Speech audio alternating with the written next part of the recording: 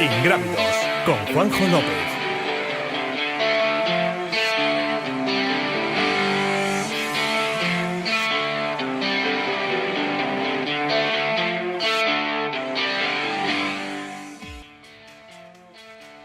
Hola, ¿qué tal? Muy buenas, viernes, Radio Marca, tu programa de trail running, montaña y aventura, Ingrávidos. Aquí estamos un viernes más, los que nos estáis viendo a través de YouTube. Gracias por estar ahí al otro lado de la cámara, cada semana somos más, así que hay que agradecer. ¿Cómo se dice, Diego? Que le den a la campanita, a la campanica, ¿no? A la campanica. Para que lleguen las notificaciones. Y que se suscriban para que les lleguen las notificaciones. Bueno, Diego, ¿qué tal la semana? Bien, ajetreada, pero muy divertida. ¿Sí? Sí. Va Planeta Triatlón como un tiro, ¿eh? Bueno, no me quejo, déjale que crezca, Joder, déjale. Que y eso que no hay pruebas. Da gusto, se llega a ver. Se llega a ver pruebas, estamos hablando del fenómeno Diego Rodríguez aquí a mi derecha. Da gusto así tener a gente tan preparada. Desde casa, otro que también está muy preparado, Dani Sanabria, ¿qué tal estás? Hola, ¿qué tal? Buenas tardes, compañeros. Bueno, ¿qué tal tu semana? ¿Bien? Bien, tranquilita también. Y tampoco me quejo. Bueno, voy a hacer el típico editorial ahora que llevamos haciendo unas cuantas semanas, que yo lo llamo ya casi la sonata de la muerte, la sonata de las carreras que se han suspendido, se han cancelado. Tenemos dos, principalmente esta semana, pero seguro que hay más. Hablaba la semana pasada de que las carreras andaluzas era muy negativo con respecto a las noticias que nos estaban llegando desde Andalucía. Se ha suspendido Ultra Sierra Nevada, así que hasta 2021 no tendremos prueba en el techo de la península. Se ha suspendido también ayer jueves la transfronteriza, campeonato ibérico entre España y Portugal en La Raya, entre Zamora y Braganza, una de las pruebas que ha cogido mucho auge en los últimos años, que ya sabéis que tiene la curiosidad de que los españoles corren con la camiseta de España, con la roja, y los portugueses con la verde, que es una curiosidad y tiene bastantes distancias. Era muy complicado que se celebrase esa carrera, se había aplazado ya de junio a diciembre, pero tal y con la situación que está teniendo Portugal y la que estamos teniendo nosotros, pues es muy fastidiado que una prueba con un corte internacional, aunque sea entre vecinos y dentro de la península, se fuese a celebrar, más todo el problema que tiene logístico esa carrera con autobuses en pueblos tan con 6 habitantes medio abandonados. Bueno, pues la logística es muy difícil, y más sin hostelería también, así como estamos en Castilla y León. Se ha suspendido Trillos dos Agutres, si os acordáis también, campeonato del mundo de hace 2 ediciones, ya ha suspendido, pero no ha suspendido 2020, ha suspendido 2021, era una prueba que se iba a celebrar a finales de enero de 2021, y ya ha dicho que hasta 2022, que con la situación que hay ahora mismo y pendientes de esa vacuna, no voy a pronunciar la que parece que está cogiendo la ventaja para llegar a los domicilios de la gente más afectada, pues ahí tendremos que esperar, porque hay muchas carreras que van a estar hasta que no haya vacuna y que la situación se haya normalizado, que vayan a celebrarse. Así que esa es el editorial. Vamos a intentar ser optimistas, porque yo creo que ya en 2020, bueno, sabemos que tenemos los 3 días Trail Ibiza, las carreras o las pruebas que se vayan a celebrar en las islas, pues parece que van a tener algo más de luz verde o algo más de paréntesis. Diego, no sé si hay que... De triatlón me dijiste que quedaba lo de Valencia, Copa del Mundo, salió adelante. Yo estoy inscrito a una cicloturista en Gran Canaria a partir del 6 de diciembre. Sí, eso, Canarias. Y sale para allá. Y sale para adelante, o sea, no... Lo que hemos dicho, el paréntesis o la burbuja de las islas, que parece que va a ser lo que va a tirar para adelante, por lo menos hasta que termine este 2020, porque además el gobierno canario y el gobierno balear pues están apoyando para que salgan las pruebas adelante. Trail, 3 días Trail Ibiza, campeonato de España de trail running de federaciones, de selecciones autonómicas, el 12 de diciembre, y bueno, pues la ruta esta cicloturista que dices, Diego, ¿cuándo es? ¿Qué fecha es? Del 6 de diciembre al 13. Pues mira, de Canarias vamos a hablar ahora en la primera parte del programa. Vamos con la noticia de la semana.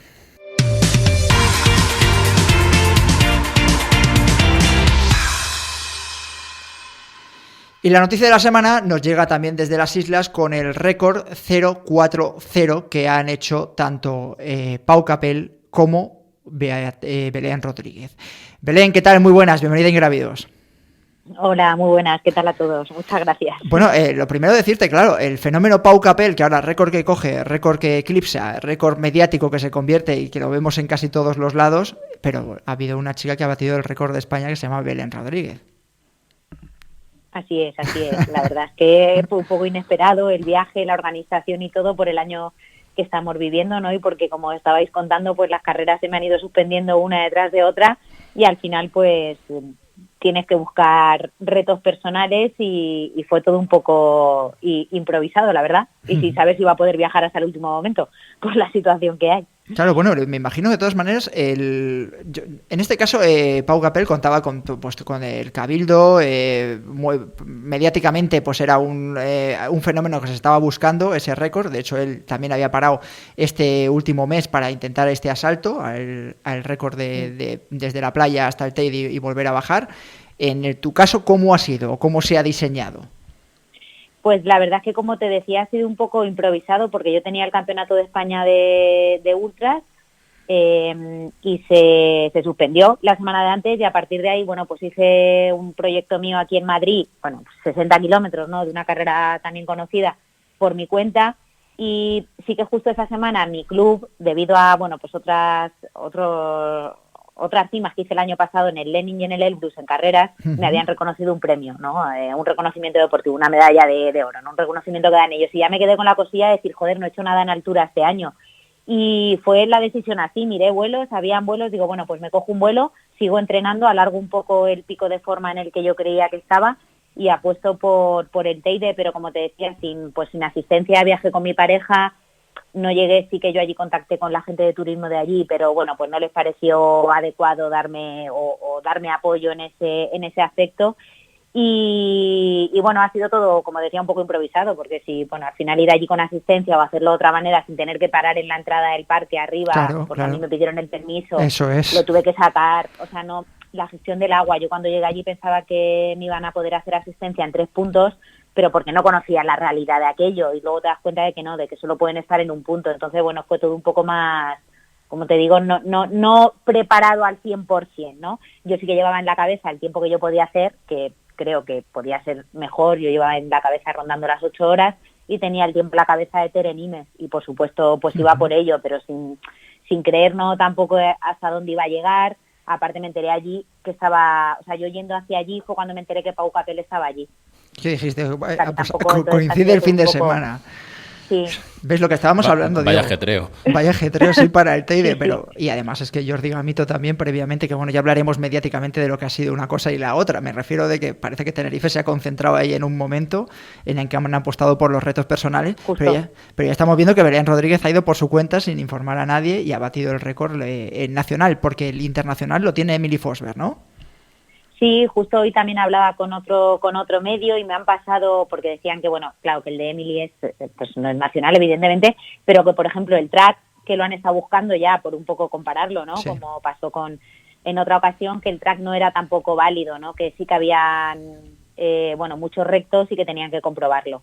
Bueno, claro, es que además una de las cosas que hablábamos aquí en Tertulia, me parece, cuando estuvimos hablando con un poco de la polémica sobre los récords, ya algún pique que había habido ya en el tema de Pirineos, con Manu Merillas, Daniel Sanz, Jean Margarit, Borja Fernández, se hablaba de que hubiese un árbitro, ¿no? En el caso de, por ejemplo, Pau Capel, había un árbitro FEDME homologando ese récord, que es lo que le decía Jorge, le lanzaba ese guante, ¿no?, a la FEDME, a Rogelio Macías, para que hubiese árbitros, porque decía que aquí había una posibilidad de expansión para la Federación Española de Deportes de Montaña y Escalada, que eran estos récords individuales, y más en la situación de pandemia que tenemos ahora mismo. Dani Sanabria, pregunta para Belén. Hola Belén, ¿qué tal? Buenas tardes. Hola Dani. Mira, ¿sientes que de alguna manera a lo mejor pues este reto que has conseguido, ¿no?, el récord nacional de subida y bajada del Teide, se infravalora por el hecho de ser mujer o por el hecho a lo mejor de no ser una corredora tan mediática, ¿no?, pues como Pau Capel, ¿no?, que habéis coincidido allí en el tiempo, o desde que lo has conseguido en estos días te han llamado muchos medios de comunicación? ¿Crees que has tenido suficiente relevancia o no sé? ¿Qué opinas de esto? A ver, sí que es cierto que de inicio, claro, yo parto, te quedas un poco triste, ¿no?, de que no tienes el apoyo mediático que Pau. Cuando yo llegué allí y me enteré que Pau estaba allí, digo, las pocas publicaciones que voy a hacer yo, pensé, no van a llegar a ningún sitio, porque soy yo, ¿no? Entonces sí que te quedas así un poco triste. Sí que es cierto que en el momento que yo lo hice y contacté, pues llegó mi información a la FEDME hizo lo posible por homologarme el récord, porque yo el árbitro no lo tuve, pero sí que me pidieron pues los tracks y todo el registro en la aplicación que hice, y me lo homologaron, y a partir de ahí sí que he recibido también respuesta de los medios. Unos han llegado más tarde, otros más pronto, pero creo que sí que ha sido una óptima respuesta. No obstante, ¿vale? A la hora de decir, jolines, yo no avisé, ¿no?, a federaciones o tal, tampoco hubiera tenido respuesta de ellos, porque lo sé, porque el año pasado obtuve, creo que también, muy buenos resultados en montañas, como es el Lenin o el Elbrus, que son montañas muy altas, y no tuve ningún apoyo ni ninguna felicitación por parte de las federaciones, incluida la madrileña, que este año sí, pero, ¿sabes? Entonces creo que aunque yo hubiera avisado, sí que hubiera estado un poco menos, sido un poco infravalorada. Uh-huh. Pero bueno, la respuesta a posteriori está siendo buena. Bueno, con eso tienes que quedarte. De todas maneras, claro. Habiendo árbitro FEDME allí, incluso se podía, no sé, habrá que conocer un poco las entreteras del récord de pago y demás, pero bueno, que no le había costado. Si te habías puesto en contacto con la FEDME tú, pues porque el árbitro hubiese homologado también tu prueba, ¿o no? Sí, bueno, la ha homologado. La han homologado, vale, pues ya está. Sí. Perfecto. Diego, ¿alguna pregunta para Belén? A lo mejor es ahondar en el tema. Nosotros el martes subíamos a la noticia, a la revista, una noticia de que el 25% de las ciclistas profesionales no cobraban nómina.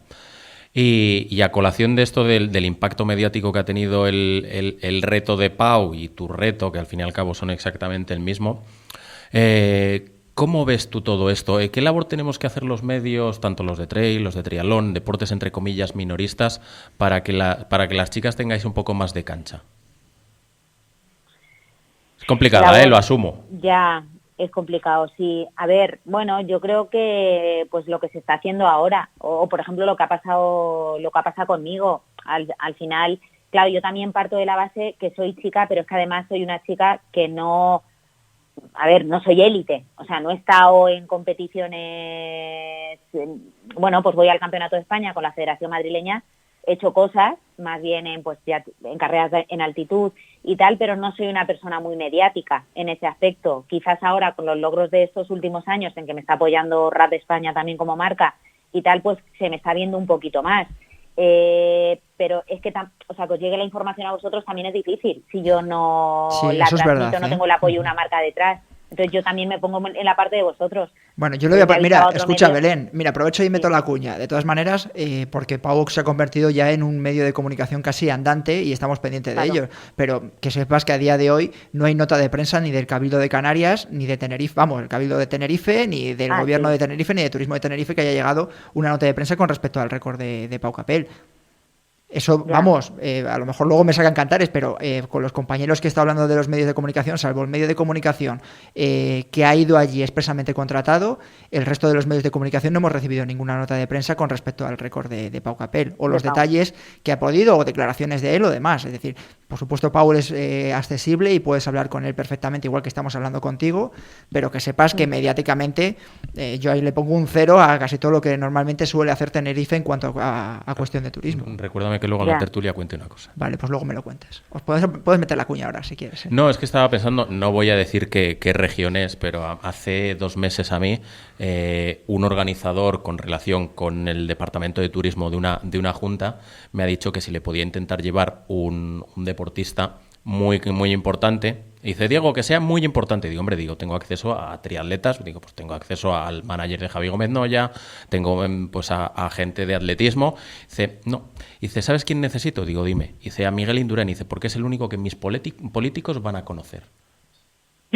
Y la única obsesión era que el político que iba a hacer la presentación tuviese al lado un deportista al que conociese. O sea, le daba igual un princesa de Asturias, como es el caso de Javi Gómez Noya, o que fuesen de primer nivel élites. No, quería alguien que conociesen los políticos. Vale, pero los políticos, hasta ahí lo puedo entender. Es decir, el político de turno yo qué sé, del municipio de turno donde esté ahora, es que no me acuerdo. He estado ahí al lado, pero no me acuerdo cuál es el municipio, Belén, del de que sale o al que pertenece lo de... Los Realejos. Los Realejos, es decir, el político de turno de los Realejos o de turismo del Cabildo de Tenerife o de Canarias o del Gobierno de Canarias, está muy bien que a lo mejor no conozca a Pau Capel, pero me imagino que la persona que le contrata a nivel de prensa sabrá que, oye, a mí me interesa salir, por supuesto, en determinada revista o en determinado medio de comunicación, pero cuanta más difusión tengamos, mejor que mejor, ¿no? Es decir, si yo le puedo dar la nota de prensa directamente para que llegue a cualquier punto del mundo... Sí, totalmente, claro. Y más cuando normalmente las Islas Canarias funcionan en doble idioma, sino en 3.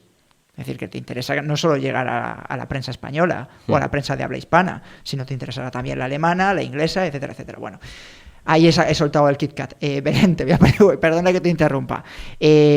Como ignorante, persona y deportista que esté planteándose hacer la ruta 040 en Tenerife.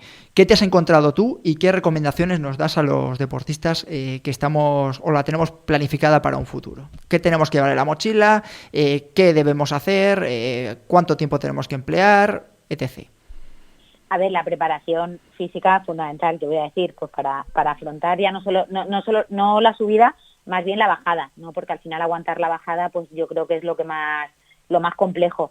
Importante, pues los cambios de temperatura que te puedes encontrar. Claro, yo los 2 días anteriores a mi reto yo estuve mirando la ruta, que fue cuando me di cuenta lo del agua y demás. Yo ese día, por ejemplo, hizo mucho frío encima. Yo tengo fotos con un Primaloft y un Gore-Tex puesto y llevaba frío. Entonces, claro, el día que yo afronté el reto, en cambio, subieron las temperaturas un montón. Y desde la salida hasta la cima tuve calor, pero en cambio en la bajada se queda un mar de nubes, que fue típico en los días que estuve allí, porque yo no vi el Teide hasta el día que subí arriba. Se quedaba cubierto de mar de nubes y en la parte de abajo, en cambio, bajando, me llovió mucho y había bastante humedad y en cambio bajando ya pasé algo de frío. Entonces, importante los cambios de temperatura y luego, fundamental, el tema de la hidratación y de la alimentación. Claro, aparte, como esa es mi profesión, yo eso no puedo pasarlo por alto. Entonces, el hecho de que no haya ninguna fuente de agua es que es fundamental, o sea, es que hay que llevar una cantidad de agua encima brutal. ¿Cuánto llevabas? Pues yo intenté mantenerme en cada punto con 1,5 litros. Yo conseguí esconder 1,5 litros, bueno, pues al terminar el pueblo, al terminar, vamos a decirlo, urbanizable y donde podía llegar el coche, un poquito más andando hacia arriba, bueno, habían ahí unos contenedores y demás, y yo dejé 1,5 litros, que fue con lo que subí hasta donde me estaban haciendo la asistencia. Volví a coger otro 1,5 litros para afrontar los últimos 1.000 metros positivos y 1.000 metros negativos de ese tramo, para volver a coger 1,5 litros. Otro 1,5 litros. Es decir, ¿estamos hablando de 4,5 litros? ¿Se he contado bien o no? No, sí, justo. 4,5 litros para... O sea, solo tomaste 1,5 en la bajada. En la bajada... los primeros 1.000 no. Desde Montaña Blanca. Claro, yo afronté, con 1,5 litros, afronté los 1.000 metros positivos y 1.000 metros negativos desde Montaña Blanca. Y ahí cogí otro 1,5 litros. Y llegué, pues sí, a lo mejor entonces me sobraron 200 mililitros. No, o 4,5. Sí, empezó con 1,5 litros. Empecé con 7,50. ¿Vale? Empecé con 7,50 para afrontar la primera parte sin tanto peso, porque yo encontraba un poco que yo creo que perdí más tiempo en parar y buscar mis botellitas, rellenarlas, ir al contenedor y tirarlas y tal. Pero bueno, eso son cosas que yo pensé que lo tenía que hacer así y hasta salí con 7,50. Belén, hay un programita en internet que te permite quitar ese trozo del track, del GPS. Si no, lo tengo y entonces me salen 8 horas. Por eso digo que es que lo podría haber hecho mucho mejor. Si me sale en el Strava y en el Garmin, tengo 8 horas 59 segundos.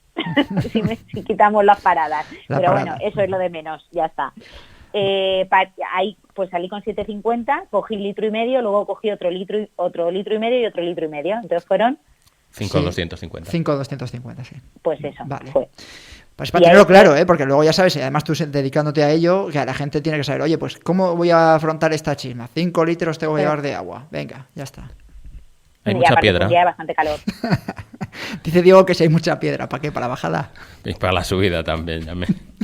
Bueno, piedra. Esa pregunta me la haces de verdad, sí. ¿No? Sí, vale. Viene en un contexto. Es que yo he debutado en trail hace un mes y duré 1,5 kilómetros, que me he hecho un esguince de segundo grado. Entonces, yo estoy buscando rutas en las que haya cross trail más bien. Vamos, bueno, pues esa te viene bien hasta la última parte. De hecho, son los 1.000 metros positivos desde Montaña Blanca arriba, es un terreno técnico con piedras, que yo lo bajé súper, podría decir casi andando, por miedo a aparte iba con una zapatilla o con un poco más de perfil, no iba cómoda para bajar y lanzarme, aparte que te quedas sin nada, pero después es pista. Sí que es cierto que, claro, al final la inclinación de la pista es muy, muy grande, pero es pista. De hecho, al final yo pues intenté bajar a 4,30, no pasar de 5 cuando la inclinación bajaba, se pone la lluvia. Pero la parte de inicial hasta los últimos 1.000 metros es un terreno sencillo. Bien. Dani, última pregunta para Belén. Pues mira, aprovechando que es nutricionista y que es corredora de fondo, que nos dé la respuesta definitiva, ¿no?, a una de las grandes preguntas. ¿Qué comemos en un ultra, ¿no? En algo parecido a lo que has hecho tú, que un ultra que puede durar entre 8, 10, 12 horas. La tradición de las barritas, los geles, frutos secos, fruta, o qué es lo mejor. A ver, Hidratos de carbono, los frutos secos olvidaos, a pesar de que hay gente que los lleva o los recomienda, son grasas. Las grasas necesitan más oxígeno para su metabolización y lo que pueden hacer es retrasar el vaciamiento gástrico y jodernos la ruta. No obstante, bueno, que te comas una nuez o algo así, pero pues nada, ¿vale? Al final, hidratos de carbono, glucosa, hidratos de carbono simple y bueno, el formato en que los tome el deportista, yo para pongo el ejemplo de este récord. Yo sabía que iba a ir fuerte, iba en el límite de mis pulsaciones que podía afrontar subiendo. Tomé geles y gominolas, o sea, todo de fácil absorción. Siempre a partir cuando hago, o a mis corredores también, cuando afrontan algo que ya va superior a 5 o 6 horas, intento siempre ingerir algo sólido. En mi caso, a mí, no sé, pero esto ya soy yo, las tortitas estas de trigo para hacer, no sé, rollitos de estos, me gusta ponerlas con membrillo, porque te aportan un montón de sodio. No son fáciles de masticar, pero hay otros que les va bien el pan de molde, pues a lo mejor pan de molde con un poco de membrillo, que el membrillo da un extra de azúcar. Pero en este reto que era para mí intenso, yo intento cosas que sean que tengan también un vaciamiento gástrico óptimo, entonces tiré de geles y gominolas. Ya en una ultra un poquito más larga, o si la intensidad, el corredor lo afronta con una intensidad menor, pues quizás meter un poquito más de sólido, alguna barrita que le vaya bien, o algún sándwich más, o incluso algún sándwich con algo salado, trocitos pequeños. Pero vamos, los hidratos de carbono y intentar llegar. Estuve alrededor de los 70 gramos por hora. Belén, es que me estoy riendo y los que nos están viendo a lo mejor por casa a través de YouTube, es que me está preguntando Gonzalo Martín, nuestro técnico, que si lo que lleva son los ositos de gominola. Y digo, sí, joder, Gonzalo, que sí, que nosotros sin carrera llevamos normalmente gominolas, sí. Que se está claro, quedando. Bueno, pero los ositos me valdrían, seguramente los ositos solo llevan glucosa y las marcas deportivas ya mezclan glucosa y fructosa, claro, porque sabemos que, bueno, que podemos absorber más, etc., pero oye, me valdrían un puñado de ositos de gominola. Peter Sagan sale varias veces con los Haribo, sí. Con los ositos de... Sí. Si es que, Gonzalo, tienes que coger un micro y tienes que meterte aquí en antena para preguntar tus dudas, hombre, si es que te lo he dicho muchas veces. Belén, nos quedamos sin tiempo. Oye, muchísimas gracias por haber estado en Ingrávidos. Queríamos contar el récord que tenías nacional de esa ruta 040 en el Teide, que además es que ha coincidido que todo se ha concentrado este fin de semana en Tenerife, y queríamos darle esa cobertura al récord femenino que lo tenía antes Tere Nimes, la corredora murciana, y bueno, internacional lo tiene Emily Fosberg con poco más de 7 horas. Tú tienes 8:22, me has dicho, ¿no? Al final. Sí. Bueno, pues felicidades y enhorabuena de parte de Ingrávidos. Hombre, claro que hay que volver y nosotros la tenemos apuntada, ¿vale? Bueno, muchas gracias. Cuídate mucho, Belén, un saludo. Igualmente, Bien, adiós. Hasta luego.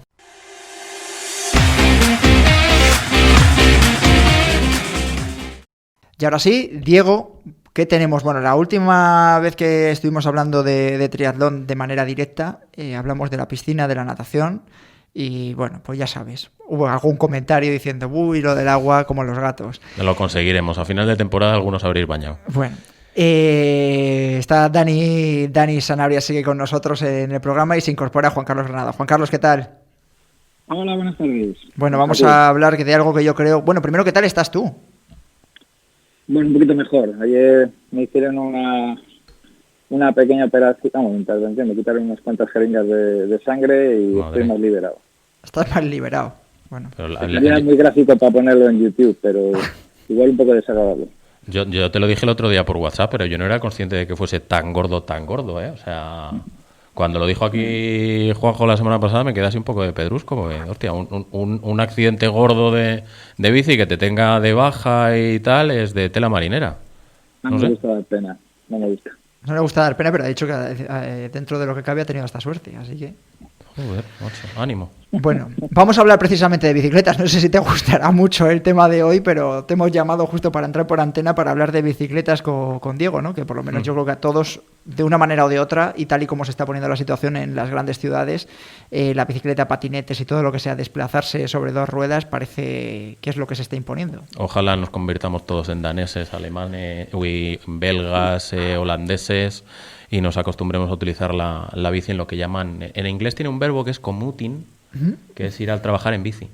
O sea, no hay traducción aquí literal. Sí, pero le quedan bastantes infraestructuras y barreras arquitectónicas a las ciudades. Aquí, por ejemplo, en Valladolid, fíjate la polémica que tenemos montada. Yo tengo pendiente de hacer un vídeo con el alcalde yendo se va a ver, eso, os van a arrear a los dos. Que nos arreen, pero es que yo creo que todos tenemos que hacer el ejercicio de asumir que los carriles bici, mal que nos pesen, son el futuro. A todos los niveles, es del no puede haber los atascos que hay. Aquí en Valladolid tenemos la suerte de que no hay tanto atasco, entre comillas. Pero ciudades grandes en las que sean planas, tal, joder, hay que utilizar la bici. Nos tenemos que acostumbrar todos. Bueno, mira, Dani, con los atascos. No sé si ha cambiado algo la movilidad en Madrid ahora, después de toda la polémica que hubo con lo de Madrid Central, Dani. El perímetro, la almendra central de Madrid, que bueno, no pueden acceder los coches que no estén autorizados, pero me gustaría retomar lo que decía Diego, de bueno, tenemos que acostumbrarnos a ir en bici, ¿no? En las ciudades es el transporte del futuro, pero dependiendo de qué ciudad y de dónde a dónde quieras ir, porque este es un debate que cada vez que sale yo siempre digo, hombre, tú vives en Madrid y vives en el sur, como es mi caso, y trabajas en la Castellana, que está más bien al norte, y hostia, ya te puedes levantar hora y media antes para hacerte un buen entrenamiento, para ir a trabajar cada día, ¿eh? Yo he estado en bicicleta por ciudades como Sevilla, como Valencia, que son planas, y aunque esté un poquito lejos donde quieras ir, pues bueno, vas despacito y tal, sí, pero en Madrid es otra historia, pues son todo cuestas, ¿eh? Todo se facilita yendo en que permita el transporte público llevar la bici y te mueves de un punto A a un punto B después ya mucho más cómodo. En el sentido de que, por ejemplo, hasta donde sé, en Renfe ponen muchísimos problemas a meter la bici. No, tampoco ayudan. Entiendo perfectamente el caso. Vamos a no liarnos más, que esto también da para mucho. Vale. Cuéntanos, a ver, un poquito, tema de... Están ahí las navidades a la vuelta de la esquina, que van a ser un poco raras, y quién más y quién menos, y tal y como se está poniendo la situación, por eso he sacado yo el debate, se está pensando en comprarse una bicicleta. Ha habido un fenómeno después del confinamiento de que gente comprándose... Con calma. Sí, que se lo tomen con calma. A ver, cuéntame. Eso es lo primero. A ver, efectivamente ha habido un boom relativo. El otro día me lo explicaba un distribuidor de bicicletas. Todo lo que es la bicicleta generalista, la barata, la de entre 500 y 1.000 euros, efectivamente. La barata. Sí, 500, 1.000 es barato. Vale. Luego, si queréis, hablamos un poco más en detalle de precios. Pero ese rango, el de bicicleta de aluminio, sencillita, con cambio sencillito, está agotado. Porque efectivamente pues las marcas han vendido a chorrón. Cosas más especializadas las sigue habiendo, pero entiendo que hoy por hoy lo que necesitamos la gente o aquellos que estén entrando en el deporte o se estén planteando venga, voy a empezar a ir a trabajar en bici, necesitan algo operativo y no hay que gastarse mucho dinero. Uh-huh. Yo creo que lo que va a coger muchísimo peso a lo largo de principio de 2021 es la segunda mano.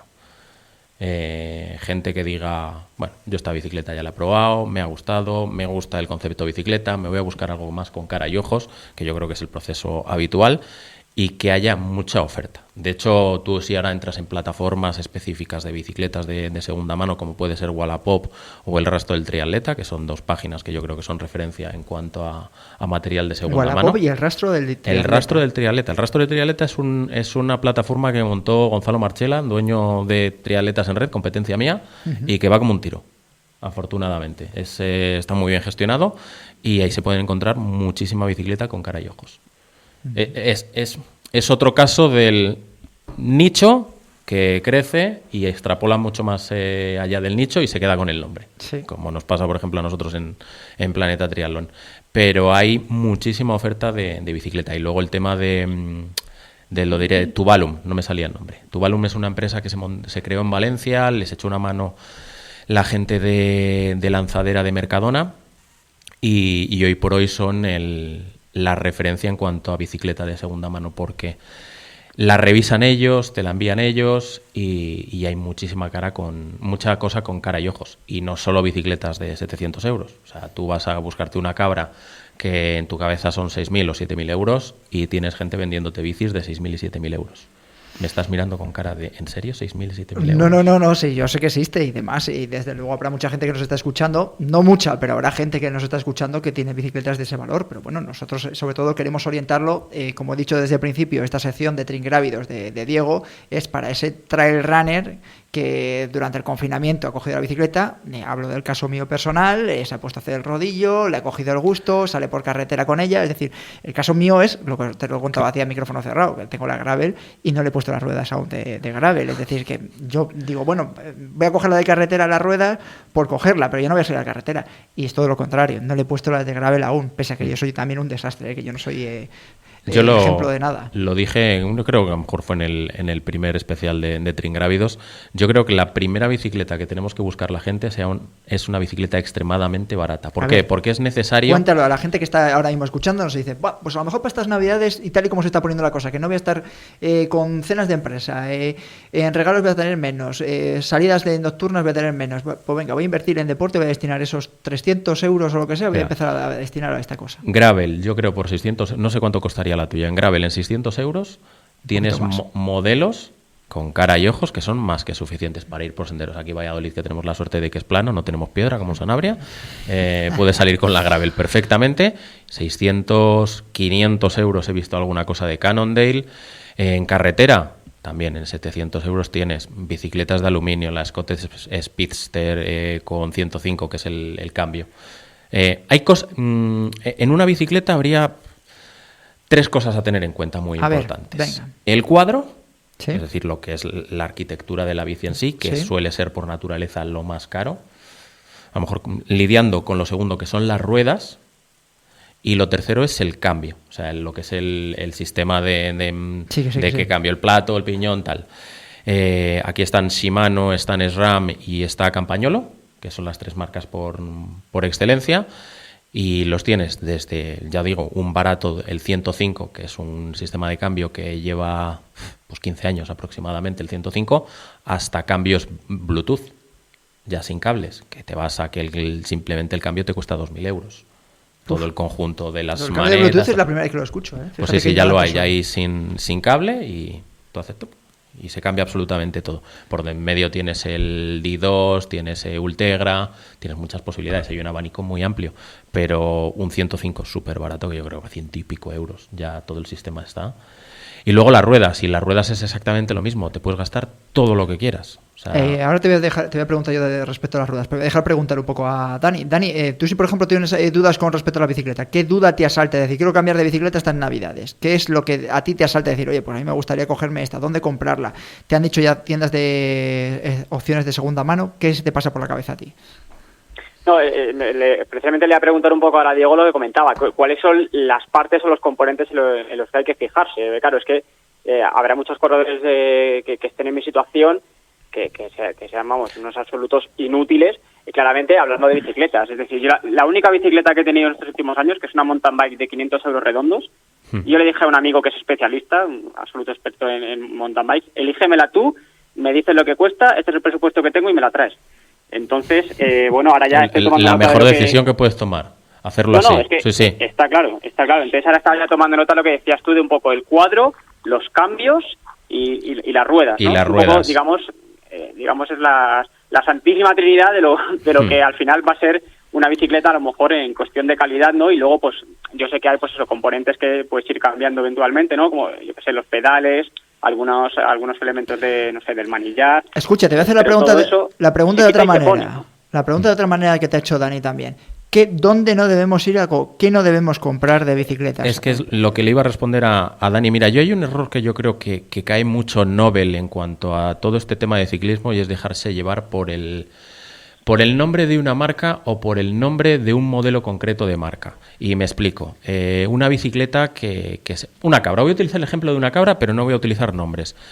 Tú quieres una cabra y tienes... Escucha, explica qué es una cabra. Vale, perdón, una cabra es una bicicleta de contrarreloj, la que utilizamos los triatletas de larga distancia y que se puede ver a Roglic en una contrarreloj. Está vacilando hasta Gonzalo, claro, que es una cabra. Se llama cabra. Sí, vale, porque tiene cuernos y vas acoplado en los cuernos.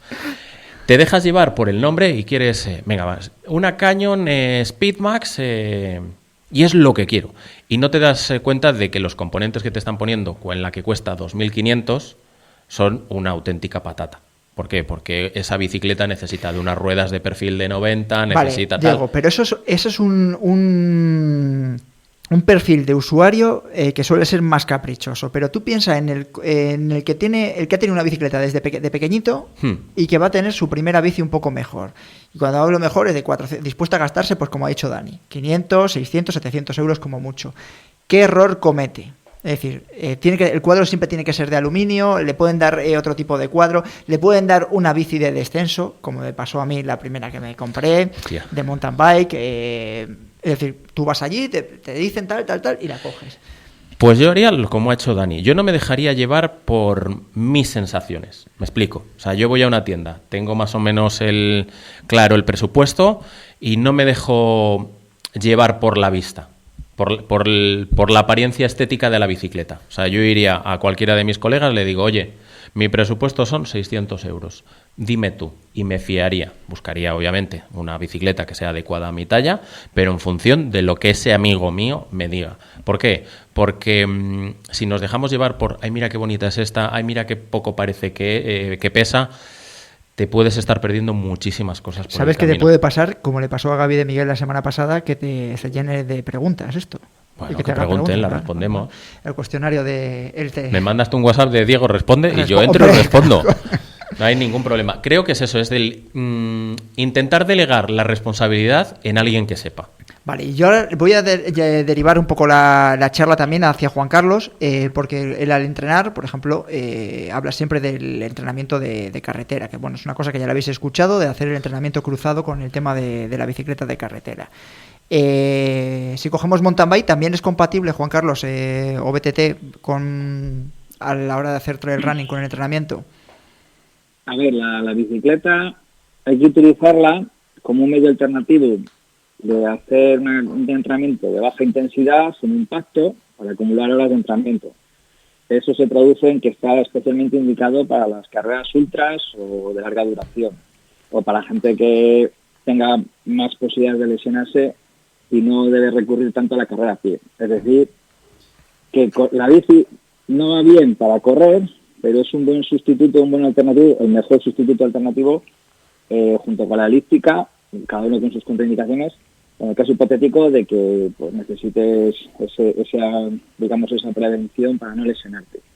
La bicicleta de montaña, habitualmente, si se utiliza, digamos, como el deporte exige, se alterna en periodos de mucha intensidad, con subidas cortas muy intensas, con zonas de senderos en las cuales tienes que estar muy atento y vas con una intensidad alta, con zonas un poco más tranquilas en las cuales pues, puedes ir más relajado. Entonces, digamos que es un entrenamiento, bueno, si digo explosivo vais a reír de mí, pero que tiene momentos en los cuales hay una cierta explosividad de segundos de 10 o 15, 20 segundos muy altos, lo cual implica un metabolismo mucho más intenso y no es lo mejor para utilizarlo como entrenamiento alternativo.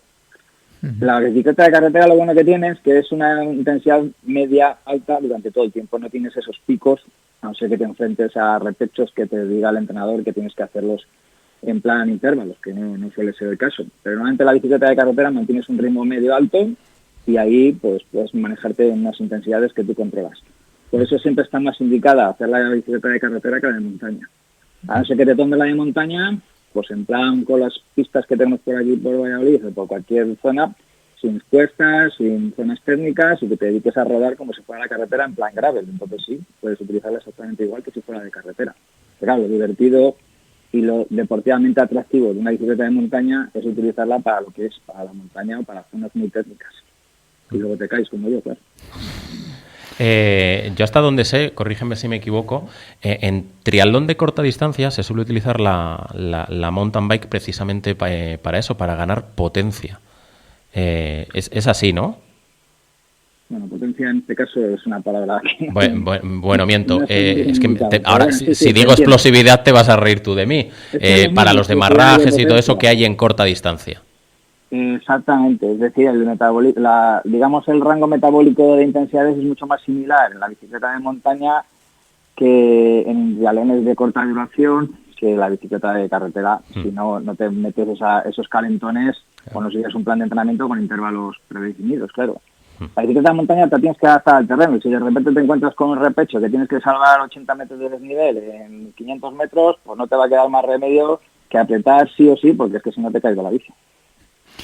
Juan Carlos, ¿recomendamos la bicicleta de carretera a la gente que está entrenando? Por ejemplo, lo primero, tener un entrenador. Y segundo, ¿recomendamos la bicicleta como para incluirla dentro de los entrenamientos de trail running?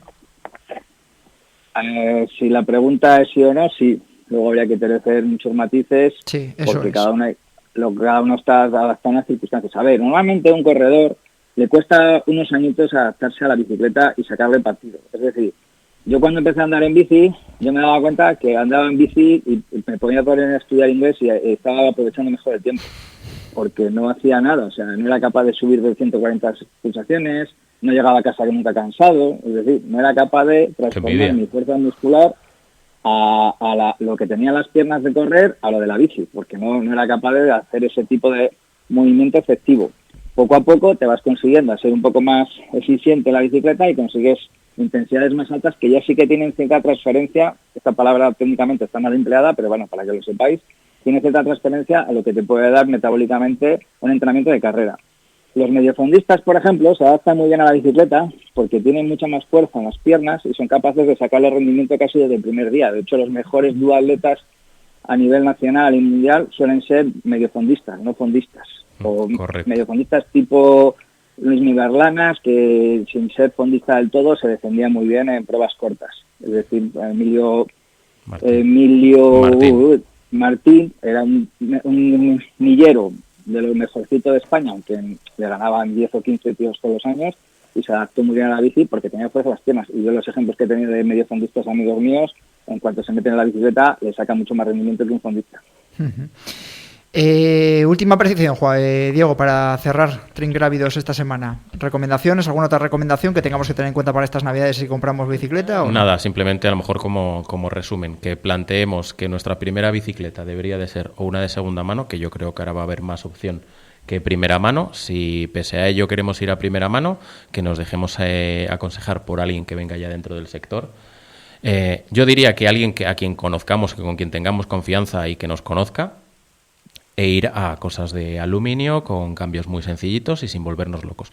Que dentro de año y medio vemos que nos ha gustado, ya nos buscamos algo de carbono con cambios electrónicos y la Biblia en verso, pero para probar y que nos saque del apaño, iba a decir, en 2021, más que suficiente.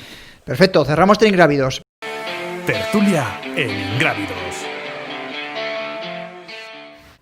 Y ahora sí, tiempo de opinión, vamos a hablar de esa entrevista que le ha hecho nuestro compañero Andrés García dentro del macroevento de marca a Kilian Jornet. Andrés, ¿qué tal? Muy buenas. Hola, muy buenas a todos. Bueno, a ver, resume rápido, como decimos siempre, ¿no? La hipnosis de lo que ha sido la entrevista que hemos podido ver esta mañana dentro del evento de marca. Bueno, pues yo creo que centrándole un poco en lo que puede ser el Kilian del futuro, que le vamos a ver en actividades alpinísticas y que lo de estar presente en carreras y demás lo va aparcando para un futuro inmediato, ¿no? ¿Y ese motivo, o el motivo que te ha dado, al margen de que bueno, se vaya haciendo mayor y que ya sabemos que tiene cada vez una ascendencia más sobre el alpinismo, o que lo hemos visto hacer los pinitos ahora en asfalto, ¿te ha dado algún motivo o algo? Yo creo que es un poco una tendencia que va teniendo en estos últimos años, ¿no? Yo recuerdo una entrevista que también le pudimos escuchar aquí en Grávidos cuando, con motivo de la apertura de la tienda de Salomón en Madrid, en la que ya hablaba que tenía un poco de intención de ir corriendo cada vez menos, ¿no? Yo creo que se le ha pasado un poco el hecho de conseguir retos y objetivos en carreras y se está marcando otros. Sabemos que Kilian se mueve un poco siempre en busca de lo que de momento a él le puede llegar a motivar y a lo que él se quiere probar, y creo que ahora eso pasa por un poco lo que ha comentado esta mañana, por probarse en esas actividades de alta montaña. Lo que pasa es que parece con un poco de incongruencia. No sé cómo lo veis, Diego y Dani, que yo después de haber con la bomba mediática, ¿no?, que se convirtió en su debut en asfalto. Yo ya no sé qué pensar, la verdad. Pues es Kilian y hace lo que quiere y le da la gana, lo cual es maravilloso y envidiable, pero claro, al resto de los mortales nos vuelve loco, porque es que no puedes hacer ningún tipo de pronóstico, no me salía la palabra. Pues es correcto. Hablamos a lo largo de todo 2020 de la llegada de Kilian al maratón, debuta en el 10 kilómetros, ahora en la entrevista dice que no, que lo mejor es el alpinismo, que es en lo que se va a centrar. Bueno, pues a ver cuándo le llega el triatlón. Ya, a ver, nos frotamos las manos nosotros. No, es que me gusta la piscina y voy a probar el triatlón. Oye, Kilian, bienvenido. Welcome. Yo os iba a contar que yo tengo una sensación. Yo creo que él se marcó este año probar el asfalto probar un nuevo terreno, ver cómo se desenvuelve, pero yo creo que no ha quedado del todo satisfecho, sobre todo a raíz de los problemas que ha tenido, que tuvo en la pierna y demás, ¿no? La un poco lesión, ¿no? Lesivo. Hincapié de que es un terreno para él más lesivo que correr en montaña, ¿no? ¿Y qué sucede? Que también es cierto que yo creo que en estos años anteriores posibles proyectos alpinísticos los ha ido dejando atrás porque estaba presente en carreras y hay determinados proyectos que requieren no solamente dedicar los tiempos, sino determinadas épocas del año que él antes se dedicaba a correr. Yo no recuerdo que hace poco se hablaba sobre la opción de que pudiera ir, por ejemplo, al K2, al Nanga Parbat, y él decía, bueno, quizás, pero es una época más en agosto que me suele coincidir con carreras. Bueno, a lo mejor ahora está en ese momento en decir, corro todavía menos para poder hacer este tipo de actividades. Dani. Sí, a mí me ha llamado mucho una atención, que yo no sé si es textual, que me corrija Andrés, que ha dicho que el asfalto no es que sea lesivo, es que es aburrido. No sé si es exactamente el término que ha empleado Andrés, pero sí, o sea, esto claro nos hace ser pesimistas, ¿no? A los que nos gusta tanto el atletismo, ¿no? Todo lo que hemos fantaseado este año sobre verle en maratón, tanto tiempo hablando de la posible marca que pudiera hacer, bueno, al final nos hemos tenido que conformar con un 10K donde no tuvo su mejor día. Parece ahora complicado que volvamos a ver a Kilian al menos a corto plazo otra vez en el asfalto. Y lo que decía Andrés, yo creo que al final podemos utilizar aquí el refrán de la cabra tira al monte, y yo creo que vamos a volver a ver otra vez a un Kilian más alpinista que corredor, y una, digamos, una sensación mía que tengo personal, yo creo que algo va a volver a hacer en el Everest.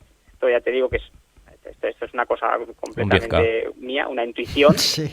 Pero que algo va a volver a hacer Kilian en el Everest. No sé el qué, ni cuándo, ni cómo, pero alguna cosa nueva, porque si algo tiene Kilian es su capacidad de innovar dentro de estos deportes. No hay muchas opciones, ¿eh? Es subir o bajar. No, pero ahora te va a decir Andrés lo que va a hacer, porque yo creo que Andrés tiene la pedrada esta desde hace tiempo y yo creo que no va desencaminado. Sí, porque tú fíjate que hay un momento en la entrevista que sale el tema del Everest, ¿no? Es decir, a cualquier ser humano le parecería increíble subirlo y bajarlo en 26 horas. Pero volver a hacerlo 6 días después, dices, bueno, ¿qué te lleva?